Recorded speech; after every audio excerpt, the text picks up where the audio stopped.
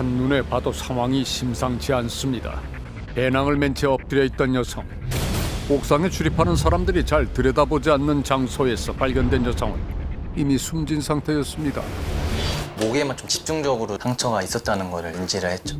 옆에 칼도 있었고 이게 살인사건이구나. 시신의 목에 난 상처 중에는 그 크기가 상당한 것들도 있는데 이는 같은 부위가 반복적으로 찔리면서 상처들이 서로 합해진 결과라고 합니다. 치명적 부위에 아주 치명적인 상처를 입은 걸로 봐서요. 이게 무계획이라고 얘기할 수는 없을 것 같습니다. 하루에도 수십만 명이 오가는 강남역 인근. 거기에 영화관까지 자리해 있어 늘 사람으로 붐비는 장소.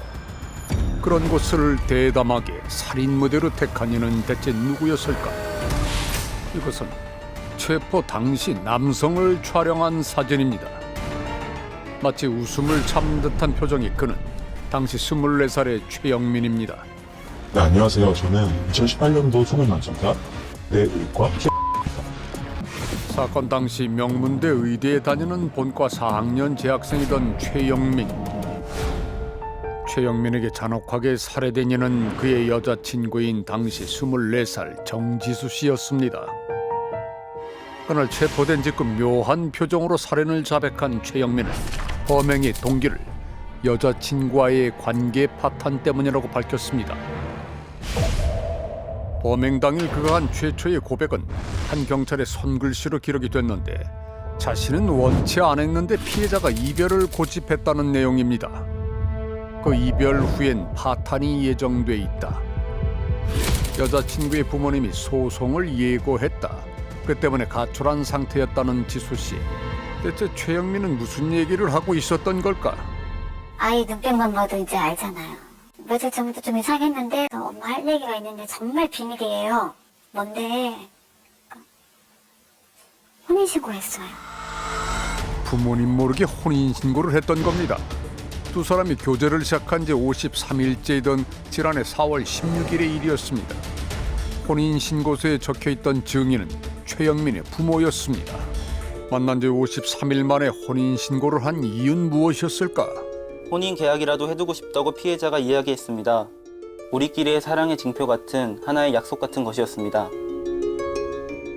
지수 씨 아버지와 통화를 했던 자신의 어머니가 혼인무효 소송에 대해 알려와 큰 두려움을 느꼈다는 최영민. 소장이 의대로 날아가게 되면 징계위원회가 열릴 것이다. 그래서 저는 학력을 잃게 될 것이다. 제 인생이 절망감으로 가득 차 있었고 출구가 없다고 생각했습니다. 지수 씨가 원해서 한 혼인 신고를 두고 지수 씨의 부모님이 압박을 해와 판단력을 잃고 범행을 저질렀다는 겁니다. 하지만 친구가 지수 씨로부터 직접 들은 얘기는 최영민의 주장과는 너무도 달랐습니다.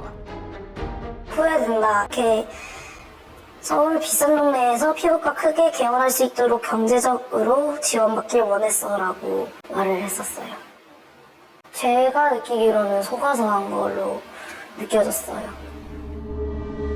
혹시 그가 원한 건 지수 씨 아버지의 재력이었을까?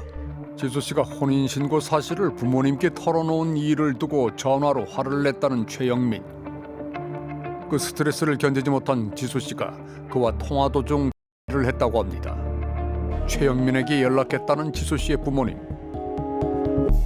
근데 전화를 당연히 했죠.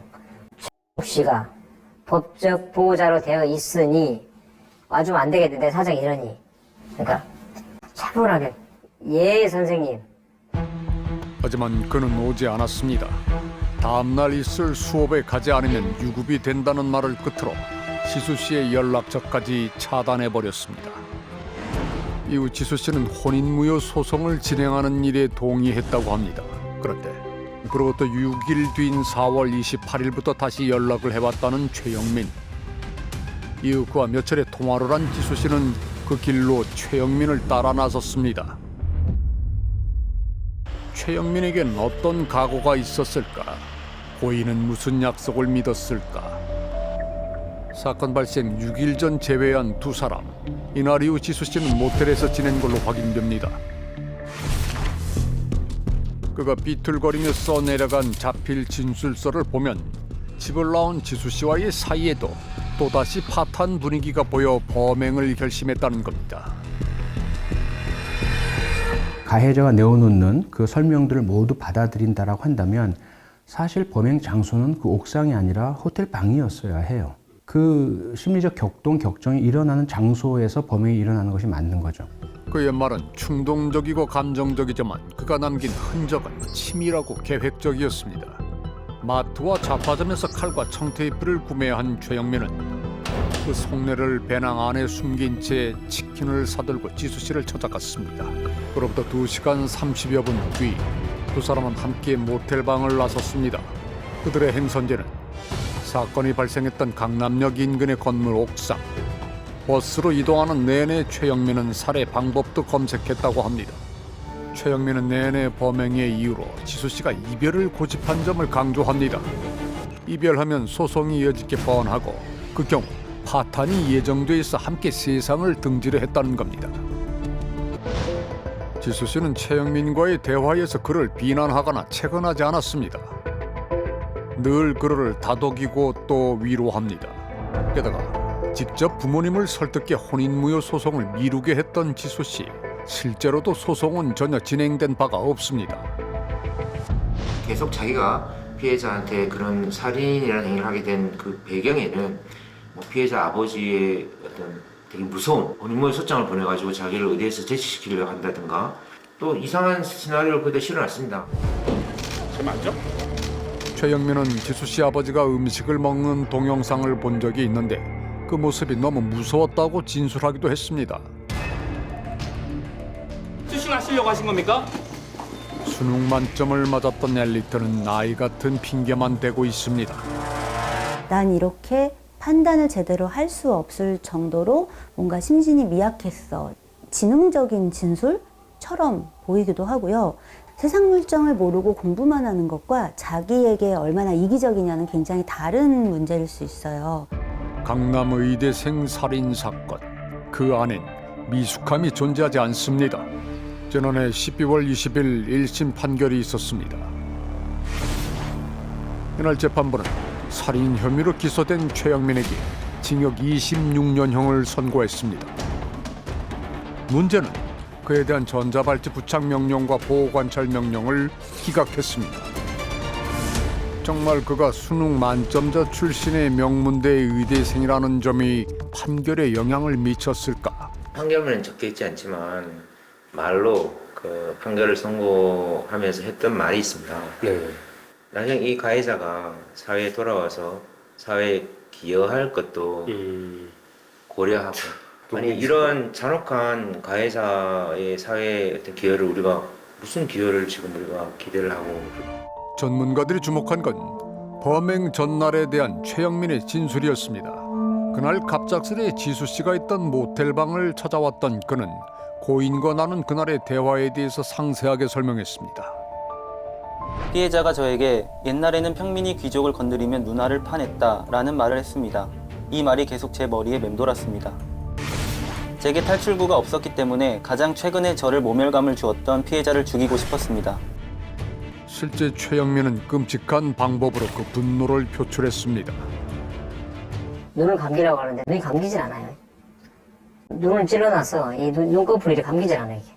피해자의 소중한 생명을 빼앗은 것도 모자라 시신을 끔찍하게 훼손한 최영민.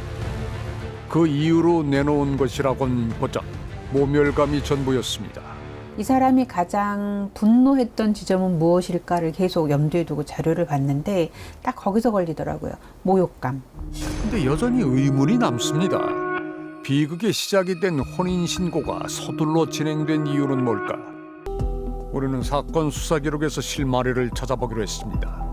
최영민은 지수 씨와의 교제를 시작한 시기 전후로 특정 지역에 연이어 전화를 걸었는데 네, 선생님 혹시 좀 하나 여쭤보려고요. 혹시 거기가 지금 뭐 하는 데예요? 신세가 목사입니다. 그가 전화를 걸었던 5곳의 목욕탕은 한 성소수자 커뮤니티에서 이른바 즉석 만남의 장소로 자주 언급되는 곳들이었습니다. 취재를 시작하면서 최영민에 대한 제보를 간절히 기다렸던 우리에게 용기를 낸 한 남성이 나타났습니다. 그때 SM 플레이를 할 사람을 구한다는 글이 있었어요. 스팸, SM 이렇게 약간 주요 키워드가 있었는데 이것은 최영민이 SNS에 남긴 글입니다. 그는 종종 역할극을 하며 가학적 성관계를 함께 즐길 남성 파트너를 찾았던 걸로 보입니다. 지수 씨와 사귀기 한 달 전까지도 활발히 활동했던 최영민. 이에 대해 최영민은 구치소에서 우리에게 편지를 보내 이렇게 주장했습니다. 성적 취향은 바뀔 수도 있습니다. 문제는 상대에 대한 진정성일 겁니다. 10년 만에 피해자에게 먼저 연락했던 최영민. 결혼에 성공을 해서 기뻐해 주실 줄 알았습니다. 평소에 여자친구 언제 사귀니? 결혼은 언제 할 거니? 라는 말을 부모님이 많이 해주셔서 제가 그렇게 생각했습니다.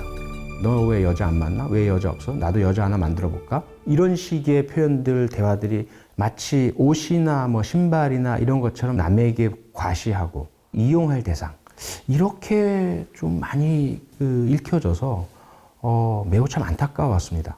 뉴스에 나올 만한 성적과 누구라도 부러워할 학력, 거기에 지수 씨 존재와 그 부모님의 재력을 더해 그렸을 최영민의 자화상은 비틀린 자기애로 가득 차 있었습니다. 자기애에 심취했던 최영민이 남긴 의외의 행적들이 있었습니다. 이 사람이 최 씨 아니에요? 이분이 저희 병원에 정자를 기증하는 것 때문에 통화를 한 거예요. 한때 최영민과 연락하던 이는 지역의 한 정자은행 관계자였습니다. 홈페이지를 통해서 알고 들어왔다고 여러 가지 사회적으로 일단 혜택을 많이 받아서 그런 쪽으로 좀 하고 싶다는 쪽으로 일단 했던 것 같은데, 제가 봐서는 그 정자 기증을 하려고 했던 목적은 굉장히 좋은 뜻을 가지고서 했더라고요. 서울에서 여기까지 와서 기증한 사람이 쉽습니다. 최영민의 발신 목록에는 정자 기증과 관련돼 있어 보이는 병원들의 번호가 전부 10번 등장합니다. 무정자증으로 고통받는 이들을 생각하면 정자 기증이란 행위는 선행입니다. 하지만 최영민의 의료 기록을 보면 그의 기증 행위는 적절치 않았던 것으로 판단됩니다. 수능 만점 이후에 자기애가 고양되다 보니까 자기의 유전자는 정말 대단한 유전자구나라고 착각해버리는 거죠. 나의 유전자를 남길 수 있는 가장 좋은 방법은 정자 기증을 하는 것들이잖아요. 정자 기증 역시 타인을 위한 이타심이 아니라 과도한 자기애로 분석됩니다. 자신을 실제보다 더 대단히 여긴다는 그의 성격은 정신적 질환은 아니지만은 위험한 문제를 발생시킬 수 있다고 합니다. 이 사람은 늘 자기를 찬사하는 사람을 필요로 할 거고, 남을 죽여서 나를 위로할 수는 없는데 이 사람은 남을 죽여서 나를 위로하는 사람인 거예요. 이런 성향이 다시 안 드러날 가능성은 거의 희박해요. 하지만 최영민에게 26년형을 선고한 1심 재판부는 다소 이해하기 힘든 주장을 판결문에 담았습니다. 분명 최영민은 재범 위험성 평가 척도에서 12점을 받아 재범 위험이 높다고 평가됐음에도 불구하고 재판부는 해당 점수가 높은 구간에서 가장 아래쪽에 있다는 점을 강조했습니다. 감형의 사유가 된 겁니다. 그래서 가장 피고인한테 유리한 변명, 어떤 절망감, 불안감 시달리다가 모욕죄 말을 듣고 살인했다라는 사실 좀 어색하죠. 어색한 전개인데 그런 정도로 파악을 해서 보통 동기 살인 유형으로 본 거죠. 1심 재판부는 최영민의 범행을 보통 동기에 의한 살인으로 본 겁니다. 채무 등으로 인한 원한 관계는 가정 불화로 인한 갈등 탓에 벌어진 살인을 보통 동기로 분류합니다. 그저 상처난 자기애 때문에 그처럼 참혹한 범행을 저질렀다면 그것은 비난 동기로 봐야 하지 않을까? 지수 씨와 함께한 시간 동안 한 번도 책임감 있는 모습을 보인 적 없던 최영민. 그에게 진짜 책임을 물을 수 있는 시간이 다시 시작됐습니다. 1심 재판부는 외면했던 유족의 호소가 이번에는 온전히 전해질 수 있을까? 제 딸이 너무나 불쌍하고 가여워서 견딜 수가 없습니다. 눈 뜨고 있는 매 순간이 고통스럽습니다. 그리고 수많은 누군가의 귀한 딸들이 두려움과 공포 속에서 떨며 불안하게 살지 않도록 살인자 에게 사형을 선고해 주시기를 간곡히 부탁드립니다.